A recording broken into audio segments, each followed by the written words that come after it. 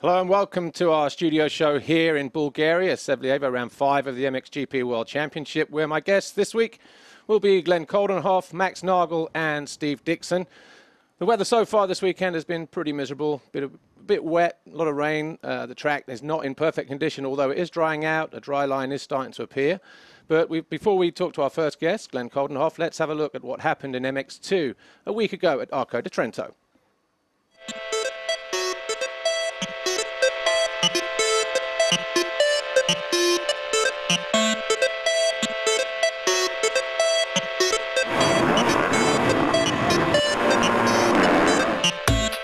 Once again, as the gate dropped, Valentin Guillot on the standing construct KTM swept to another Foxhead Hole Shot Award, this time ahead of the Husqvarnas of Fevre and Tonkov, as Carnage lay behind him going into turn 2.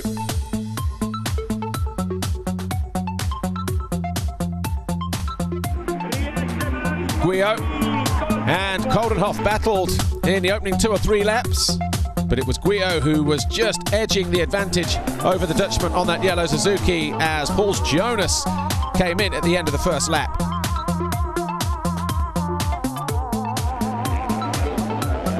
The battle for the lead was finally ended as Coldenhoff went through on Guillot at the top of one of the hills in an aggressive move, while Herlings was dishing it out to Tonas as they battled over 3rd and 4th place.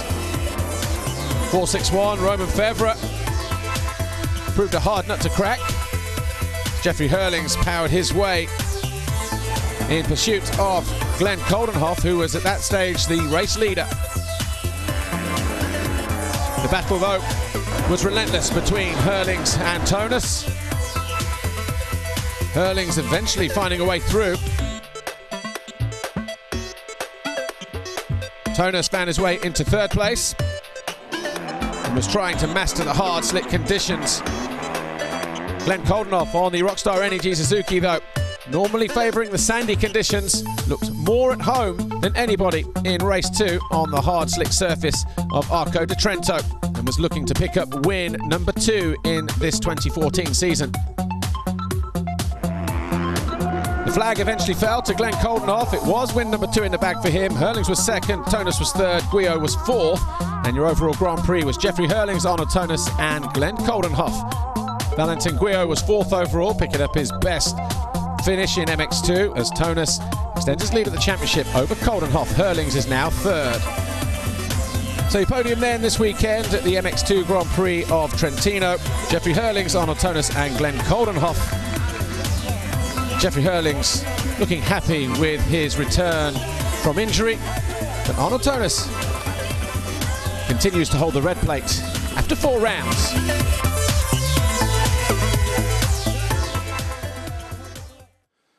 So welcome back then. That was just a quick review of what happened a week ago in Italy at Arco di Trento, where my next guest was on the podium there. Glenn Coldenhoff, welcome to our studio show here in Bulgaria. Yeah, thank you. A new season, a new bike, a new team for you. Things are looking pretty good for you, aren't they? You must be happy with what's going on at the moment. Yeah, for sure. On the moment, I'm the 2nd in the championship, so I think this is pretty good. We just had 4 GPs now, and we had a little bit of bad luck in the first GP in Qatar. We lost my rear brake in the 2nd moto, and we lost a lot of points there.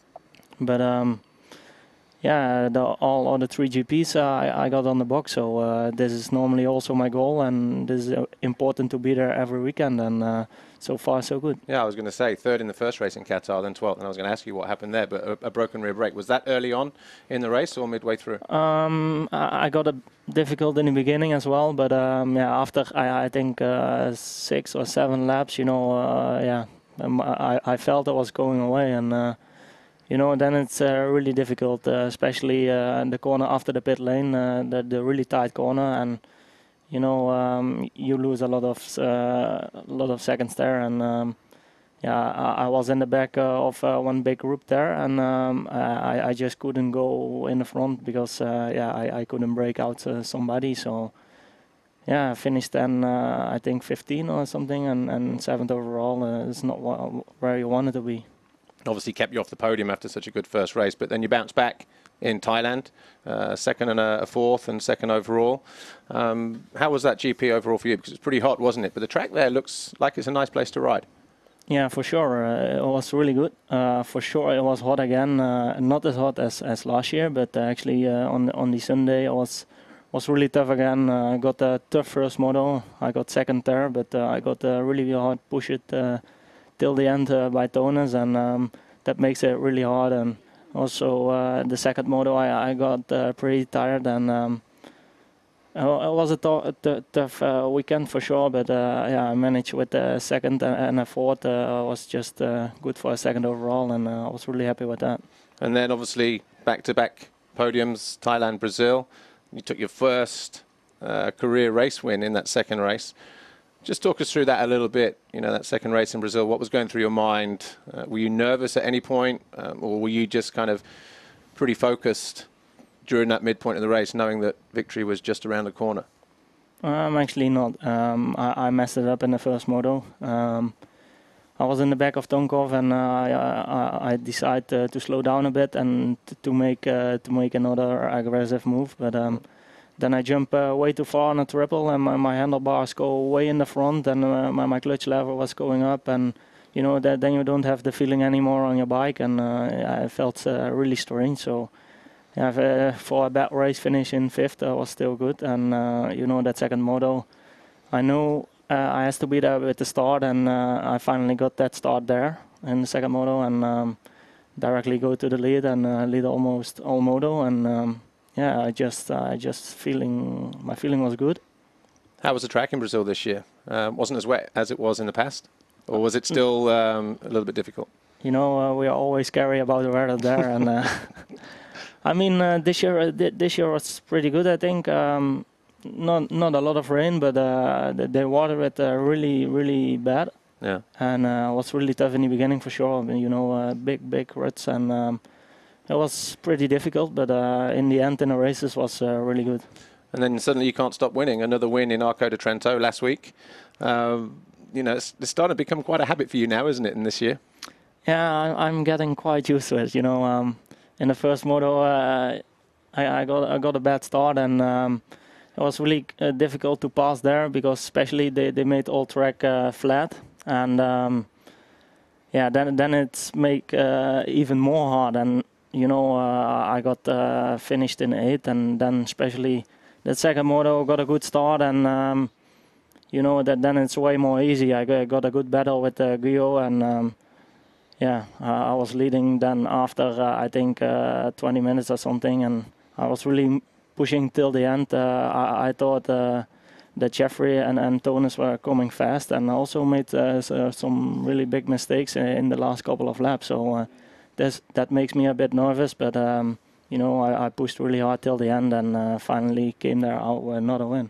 And obviously you're a regular visitor now to the podium, so gaining in confidence every week, every GP. Last year at Matterley Basin, you took your first overall Grand Prix victory. You didn't win a race, but you were consistent enough in the points. I know we have a clip from Matterley from last year. So you have won a GP, one of only, what, 2 people, I think. You and Tonus, other than Jeffrey, are the only guys in MX2 that have won an MX2 GP on the start line this weekend. And, you know, how was that feeling for you at Matterley Basin, and how far away are you from your next overall Grand Prix, do you think, your overall Grand Prix victory? I think I'm every GP pretty close. You know, we closed the gap to Jeffrey pretty hard now, and I know he's not physical 100% on the moment, but you know, still we are quite close, and yeah, it's maybe Falkenswaard, you know, Jeffrey will be strong there as well, and but it's never easy to win. We have to work really hard, and you know, it's still quite difficult, but we're gonna do our best. Okay, just really quickly before we let you go, how are the conditions out here at the moment? Really tough. It's been raining all week pretty hard, and on the moment, it's some parts of the track it feels like glue, and the other on the other track it's feels like, you know, it's really rutty and really deep, and yeah, it's quite strange on the moment. Okay, well, look, Glenn Coldenhoff, Rockstar Energy Suzuki Europe rider, thanks for coming in. Second place in the championship as we arrive here in Bulgaria. So we wish you all the best, not just for this weekend, but also for the rest of the season. Our next guest is just waiting to come in. But before we introduce Max Nagl, let's take a look at what happened in MXGP last week in Arco.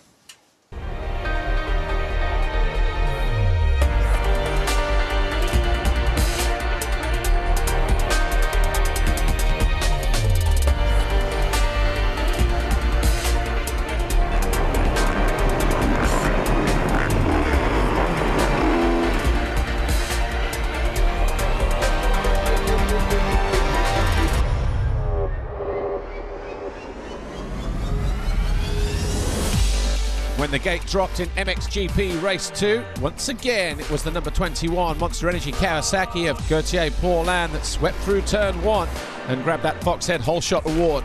The two Suzukis of De Salle and Strybos were right there as well in the opening stages as Cairoli came around on the first lap in around 5th place. The hard, slick conditions were deteriorating all the time as Cairoli surged forward.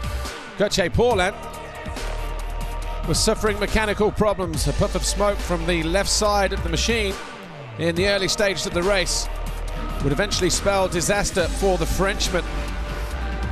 Tony Cairoli, though, wasn't to know what was ahead of him and lost a position early on as Evgeny Bobashev was caught out. He lost the front end. Jeremy Van Hoorbeek had nowhere to go but over the big Russian. Evgeny Bobashev would eventually DNF the race. Tony Cairoli also threw away valuable points and time. He crashed out of second at the top of one of the hills and fell back to 4th place, handing the advantage back to Van Hoorbeek and Strybos. Cairoli, though, pushed on and tried to make his way back to the front as Paulin eventually retired on lap 6, handing the advantage back to Clément De Salle and Jeremy Van Hoorbeek, and a disappointed Paulin could only watch on in disbelief. Same lap, same turn. Look at the drive. Tony Cairoli gets over Clément De Salle here.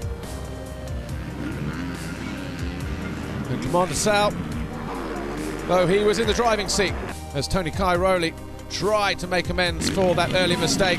Left him down in 4th place behind Kevin Strybos and Jeremy Van Hoorbeek. Van Hoorbeek looking for another podium here in 2014. Clément De Salle, though, yet to win a race this year and was looking good in the closing stages of race 2. Van Hoorbeek was pushing hard, so too was Tony Cairoli as he looked to find a way past Kevin Strybos.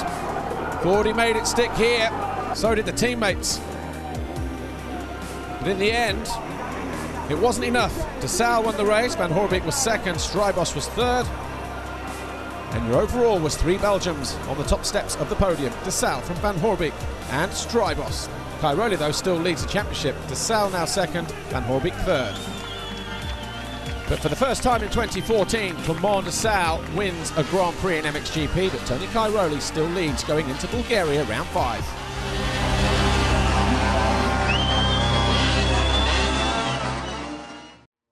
Welcome back to our studio show here in Bulgaria. My next guest from HRC Honda has now joined me from the MXGP class, Max Nagl.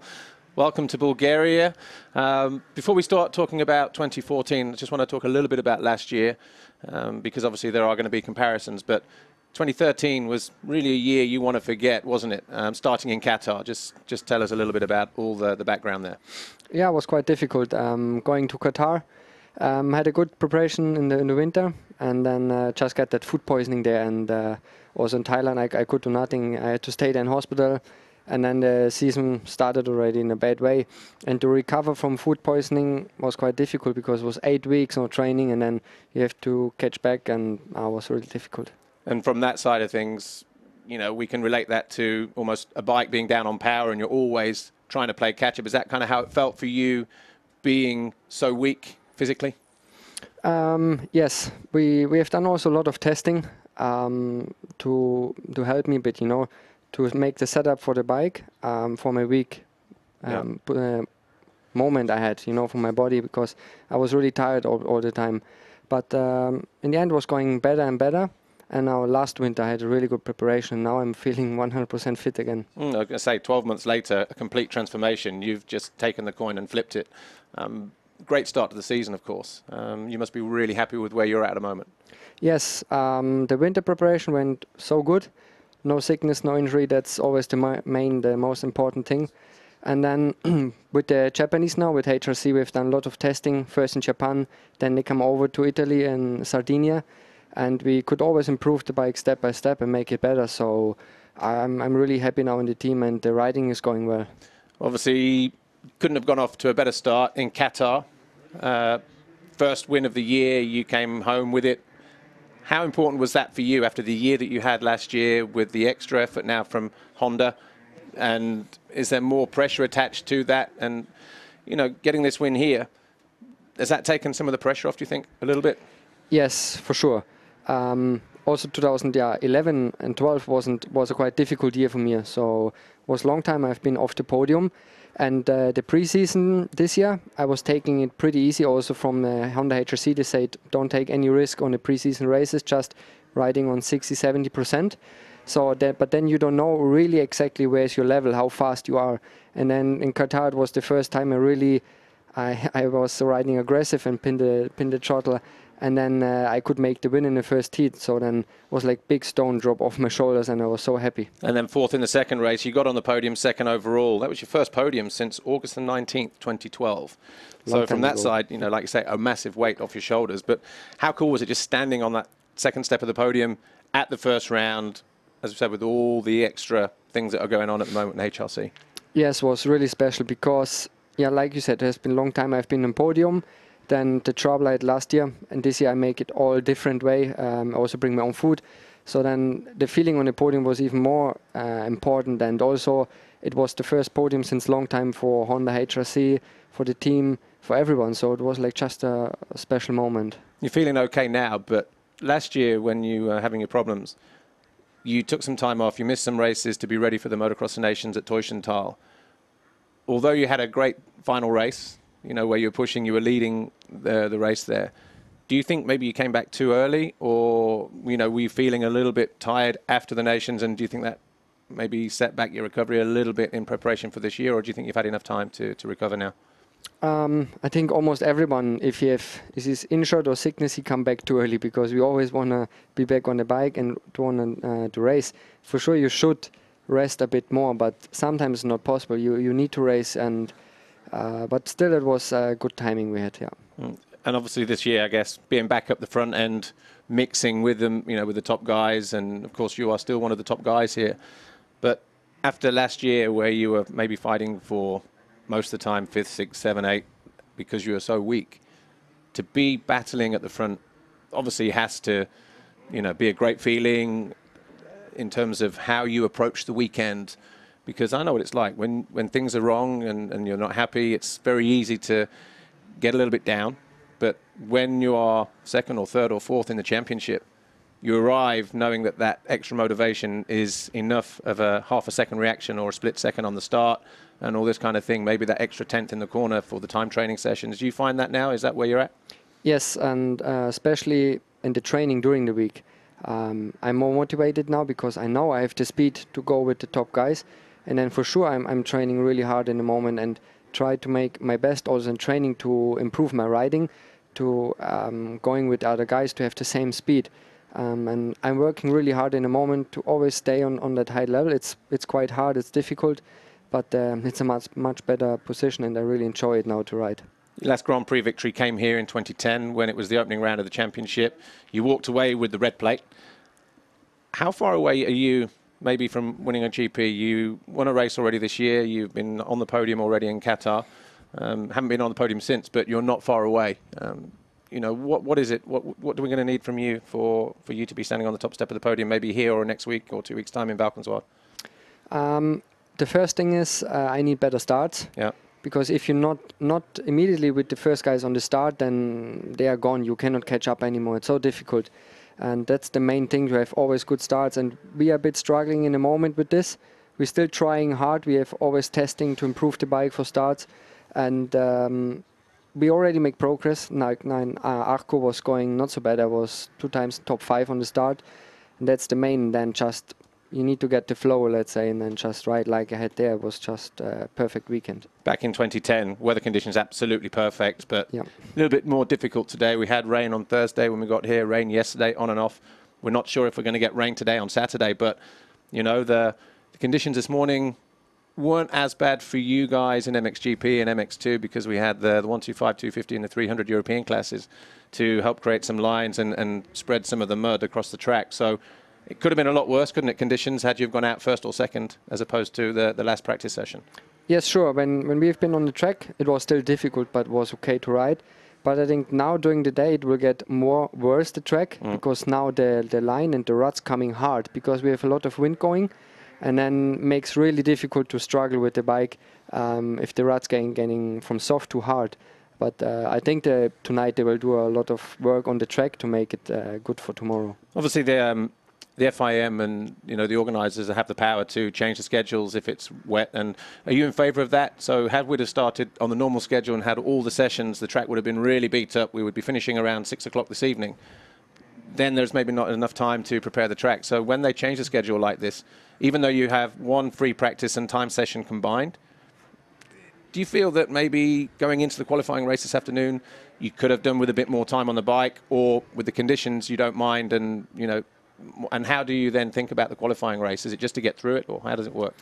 If you have a track like Bulgaria, what's every year pretty much same. Okay, this year they've changed 2 sections, but everybody knows the track is always exactly the same like this before, so you don't need a lot of riding. So going now in the qualifying race with only 1 time on the bike, it's okay, I think, for everyone. For the rest, it's not so bad. I mean, with the different time schedule, I'm okay. Just take it like it is. And that's like in Belgium, also the same system, and you have warm-up and qualifying in one. So I'm used to it, like most of the riders. So it's not so bad. All right, well, look, Max Nagl, HRC Honda, thanks for coming in. And obviously, all the best this weekend as well. So hopefully he'll be standing on the top step of the podium, just like he was in 2010. Right, we're getting ready to meet our next guest, but I think we can just take a quick look at the circuit conditions here. A little bit wet, a little bit rutty. And this is what we had this morning out on track. As you can see how muddy it was and how muddy it is. We've obviously got a stacked program here this weekend with the 125 European Championship, the 250 European Championship, and of course the 300s. So, we are looking at that schedule change whereby the track is in great condition at the moment, unless it rains, of course. It's looking a little bit grey and gloomy. And hopefully the conditions will be okay. Well, my next guest is just getting himself into position, and this guy has been in and around the paddock for around about 25 years, so one of the one of the longest serving members of the motocross paddock. He's been a mechanic, he's been a team manager, a team owner, and also an event promoter. Steve Dixon, bike at Yamaha Cosworth, welcome to our studio show here in Bulgaria. You've obviously been around now for quite a while. Did you think sort of 24, 25 years ago that when you took that first job as a mechanic at Yamaha, or was it Honda then? Yamaha, I think it was. Yamaha. That you'd be here in 2014, all these years later? Yeah, I guess so. I never looked that far forward. I just take each year as it comes. And it's 25 years this year, actually. Yeah, so yeah, still enjoying it as much as I ever did in 1990. And you've worked with quite a few different riders. Just tell us some of the riders that you've worked with, and maybe some of the best moments over the years that some of the guys that you've had the chance and the privilege to work with. Yeah, first started off with Jeremy Watley and Yamaha, then spent a year with Craig Pratley and Neil Shepherd, then 8 years with you. And I guess that was one of my first moments, obviously winning the first Grand Prix at Fox Hills with you, and obviously the Motocross Nations in '94. So they were good times, and obviously the wins we've had with like Andrew McFarland and Jorgensen, Nanny, Billy McKenzie. Also, working with Max and all the other riders. It's been, I enjoy every day of it. How is it as a team owner now? Obviously, from a mechanical point of view, when you're a mechanic, I guess the pressures are a certain way. Yeah. But as a team owner, how does that balance out compared to being a mechanic and the kind of things that you... Is the closeness any different with the riders or less so? Because mechanic-rider relationships are quite special anyway, aren't they? If you find that right bond, I mean, like say we were together like 7, 8 years, and we had a great time, but some aren't so lucky. No. Some are there, you know. So how is it with you? Yeah, I mean nowadays that the motocross has changed. You know, then it was riders and mechanics went touring the sort of continent together and practicing and everything together. Now everything is so much bigger and obviously a little bit more professional.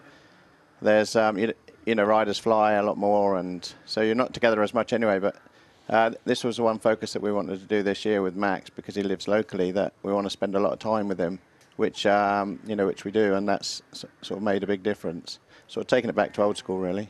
How long have you been a team owner now? So it's evolved since like 2001. Yeah. And your first array into event promotion, 2005 British Grand Prix at Matcham's Park? Yeah, that's right. Yeah, how stressful was that? Yeah, that was pretty stressful. I mean, not as stressful as 2006 Motocross to Nations, when you got like 60,000 fans and everything like that. I mean, that was just mental. I mean, we had to deal with, so many different things, with traffic and weather and, so I think, it's come on a long way since then. We got a good team around us at the British Grand Prix, so we're working hard on that. Obviously, you just mentioned biggest event, Motocross Nations, but the last couple of years, 2013, 2012, we had the Matterley Festival, the British Festival. Yeah. How did that compare, organising that? Because from the Motocross Nations side of things, it's the crowd control, but only a certain amount of riders. But for the festival, the logistics of it all, riders from all classes, from 65, 85, right the way through, 10 classes, 11 classes. So you need the facility, you've got the parking, security. Which was the more stressful? Which was the biggest headache? Oh, I think, in 2006, I think you can only compare that to some massive festival where, in the end, it became that big on the weekend that it just took care of itself. I mean, it was just huge. I think it was just so many security police. It was just the biggest ever, and sheer volume of people, and the weather and traffic and everything was. I don't think anyone would like to deal with that. But working with the festival, that was difficult in that you didn't really know who was turning up because of the sort of amateur classes, the 85, 65s, and they used just so much more electricity, water, rubbish. It was phenomenal. A logistical nightmare. Yeah, and now it's back to 2 days. I think that should be a lot more. Well, the British Grand Prix is in May, a little bit earlier. Yep. Less of a headache, but obviously preparations now, how they're going, because it's not that far away, is it? We're now April weekend here, Easter weekend. Yep. About 4 weeks, 6 weeks away, something 4 like that. 4 or 5 weeks. Yeah, I mean, I've taken the advantage of the off season and worked hard. With my son and his girlfriend Leah, we've sort of got all the paperwork done and all the sort of event management. I mean, in England, it's really, really strict. I mean, every little bit we have to do, it's in front of the council and all the authorities. So I think logistically, it's a lot easier with only 2 days. As a promoter, how important is it for you to have British success? Tommy Searle won in 2012. Dean Ferris was a team rider for you last year and won a race and maybe should have won the GP overall. But I know what it's like as a rider to win it. But from a promoter's point of view, how does the success of the event hinge on, who's healthy and that kind of thing? We've got clips here of Tommy, which was a great day for him that weekend, wasn't it? Yeah, I mean, obviously you need the British doing well leading up to it, because I mean, there's one thing you can say about the British fans, they are patriotic. I mean, I think they're one of the most vocal on the internet forums and stuff like that. But when the actual British fans are around the track, they're pretty vocal and they're very passionate and they follow their riders, rigorously. And I think if you have a good rider leading up to it, then you'll get a good crowd. And then if you have a good day, then it's really good. And was the crowd good that day? Yeah, it was pretty good on that day. It was, and Tommy had been going well, and they were all sort of pleased to see him. And nice rivalry between him and Hurlings at that time as well. Yeah, that's right. Yeah, I mean that's what you need. Yeah, hopefully we can have some good riders up there this year. I mean with like Sean and Jake and Max, and Tommy should be back for that event. Yeah, I think it'll be good. Well, getting back to the racing side of things, 2014, Arnold Tonus is winning the championship in MX2 at the moment. Obviously, one of your ex-riders. How do you look at that now in terms of he was with you and then now is on another team, but he's now leading the World Championship? Is it just one of those things that happens in racing, or? No, I went up to him. I'm glad for him. I mean, because, yeah, I mean, riders change like they do in football, and yeah, he went to another team, to Kawasaki. And that's up to him. We brought him. We brought the goodness out of him and turned him into a really good rider. And unfortunately, he's been injured for the last 2 years. So it's really good to see him back to a good, because he's a fantastic rider to watch. And in Italy, he was amazing to watch coming through the pack. But yeah, we hope to take those wins off him with Max. So. I was going to say, first Grand Prix of the year, he was leading both races in Qatar, an explosive start to the season for him. But then what happened? First race, we never caught it on camera, but the second one, we just saw him stalling. But yeah, first race, he broke apart in the engine, and the second one, he stalled it, and then just didn't start the bike like a normal sort of carburetor bike. So. Coming into the season, I said to people that he could be the dark horse. He's the one, because you never, even when I was racing for you, never turn out a bad bike. They've always been impressive power and that kind of thing, and the whole package. And obviously Max, for whatever reason, brought around him and a great bike. I thought, yeah, he's going to be on fire, and he was in the first race. Unfortunately, he wasn't able to bring home the 25 points in either race. No, I mean, that was unfortunate. I mean, I think everyone's got good bikes now. I mean, they're all competitive. I think what it is going back to that personal sort of attention, to set up with engine and suspension, and just giving him a good feeling around the team, and then coming to the races and being able to set up the bike to how he feels, and not sort of make him sort of intimidated, but try and get good information out of him. And I think he has a good bit of banter with us because we're a British team, and he feels relaxed and sort of. Yeah, and that's bringing the best out of him. But he didn't let it bother him, did he? He knew he had the speed at that point, so when he went to Thailand and Brazil, he bounced back with podiums. So that must have been pretty pleasing for you in terms of that he didn't dwell on it. Yeah, that's right. I mean, well, Brazil, I guess, must have been the most disappointing podium, because, I think he should have done better, but he sort of messed up the starts a bit. And, yeah, but anyway, I mean, the podium was good. But we were hoping for obviously a lot better. First place, but yeah, and then obviously Italy was, not good at all for him. Yeah. Well, we'll come to that in a moment. But he looks at home. He looks, ready to be challenging for podiums and wins now. But Arco de Trento, as you said a week ago, was pretty tough for him, wasn't it? Hit the gate in the first race, a couple more mistakes as well, fell, but it's a tough period for him anyway, wasn't it? Just lost his granddad in the week. And how is he in terms of his mental state coming here? Yeah, no, good. I mean, that's gone on. Yeah, I mean, I guess coming in, I mean, he was very close to his granddad. His granddad come to a lot of the races last year, and he came, and when he signed the contract, his granddad was there, and unfortunately, he sort of got cancer not long ago, only a few weeks. He's sort of been bad, and then Max rang up on Sunday, and he was turned for the worse, and unfortunately died on Tuesday. And I think it did play a lot on Max's mind. He's cares a lot about his granddad and his grandma. So but he seemed we've been riding this week. It's been really positive, and also leading into Italy, he didn't ride all week because he hurt his shoulder the weekend before just practicing. So it wasn't ideal, but Italy, I think you needed to be precise with the track, and he was just a fraction of a second off, which catches you out. All right, and just really quickly before we go, what's the plan now from here on in for the rest of the season for Max? Podiums all the way. Yeah? Yep. Good lad. For the wins. All right, Steve Dixon, Yamaha Bike at Cosworth. Thanks for coming in and joining us. Before we disappear, that's it for our studio show this week. Join us in 2 weeks' time when we go to Valkenswaard for round 6. That'll be an interesting one, the first and only sand race of the season, really.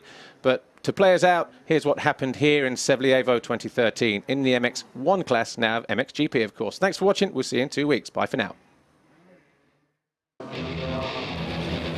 Good crowd here at Sevlievo, Bulgaria for round 5 of the FIM MX1 Motocross World Championship Race 2. MX1, Gauthier Paulin up the inside, but it wasn't a good jump for him this time. In fact, it was Tony Cairoli on the Red Bull KTM and swept across, but ran wide on the exit.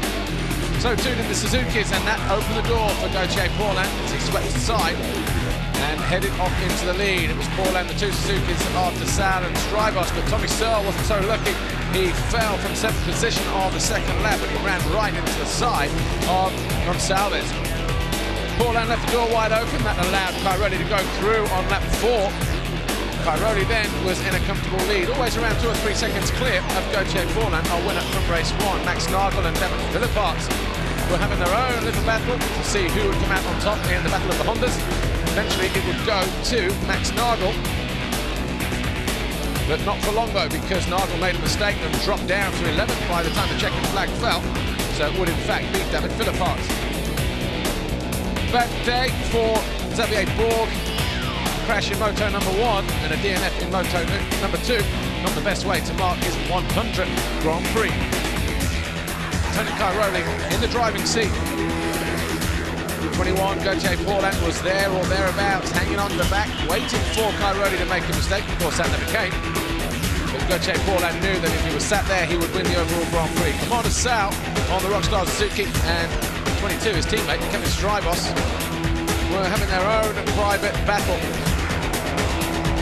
in that final podium position, not just in the race but also for the overall. Tony Cairoli had a lucky escape at the top of the first hill, but it wasn't enough to lose him too much time. Paulin was still there though, and the checkered flag fell. Tony Cairoli, a 7-time race winner this year, but Gauthier Paulin winning back-to-back Bulgarian Grand Prix. Tony Cairoli would have to settle for 2nd overall this weekend. Sal was 3rd in the race and 3rd in the Grand Prix. That is your Grand Prix result from Bulgaria. Gauthier Paulin wins it from Tony Cairoli. Commander Sal 3rd, with Strybos 4th. Time points for the two Suzukis. Van Horbeke his best Grand Prix of the year in 5th. Tommy Searle, Kenneth Dyke, Devin Philipparts, Nagl and Guarnieri. Cairoli still leads the championship. Paulin moves to 2nd, Sal stays 3rd, and Dyke drops 2 positions to 4th.